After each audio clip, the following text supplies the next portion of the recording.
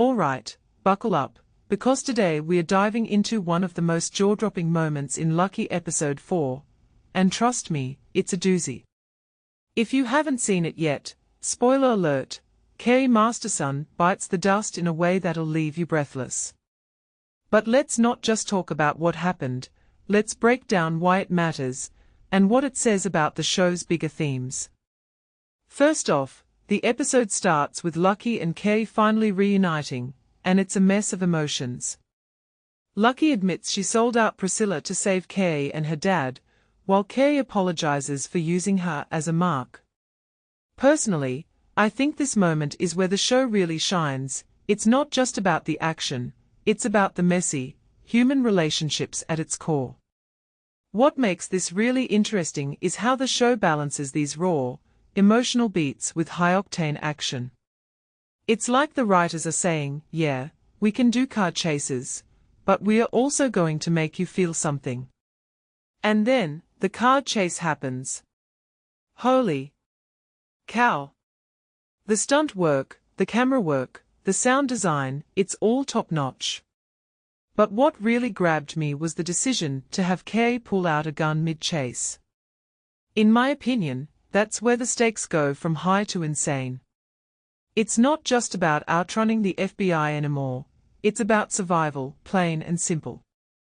One thing that immediately stands out is how the show doesn't shy away from the chaos. The car flips, Cary takes a bullet, and the screen goes black. It's brutal, it's sudden, and it's exactly what makes Lucky so compelling. Now, let's talk about Cary's death. What many people don't realize is how this moment isn't just a plot twist, it's a gut punch that forces us to rethink everything. Lucky loses her partner in crime, literally, and Priscilla loses her son. But here's where it gets even more fascinating, Priscilla's reaction. Annette Bening's performance is absolutely devastating. When she screams, "No!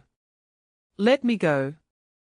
My baby," you can't help but feel the weight of her grief. From my perspective, this is where the show humanizes Priscilla. She's not just a ruthless mob boss, she's a mother who's lost her child. And that duality. Chef's kiss. What this really suggests is that Lucky isn't just a crime thriller, it's a story about the consequences of our choices. Priscilla pushed Cary into this life, and now she's paying the price. Lucky, too, is dealing with the fallout of her decisions. If you take a step back and think about it, the show is asking, how far are we willing to go for the people we love? And what happens when it all falls apart? A detail I find fascinating is how the episode was directed by Jet Wilkinson.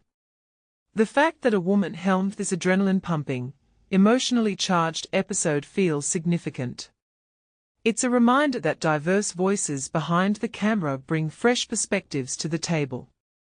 Personally, I think this is a bigger trend in TV right now. More women are directing action-heavy episodes, and it's making the genre richer and more nuanced.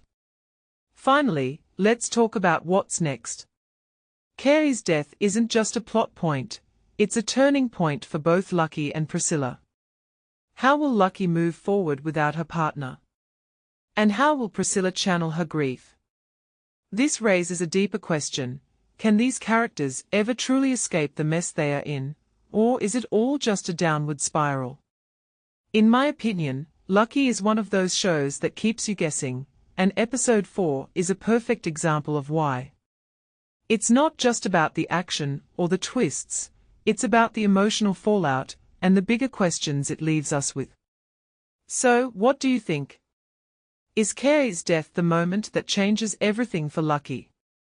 Let me know in the comments below, and don't forget to hit that subscribe button for more breakdowns like this.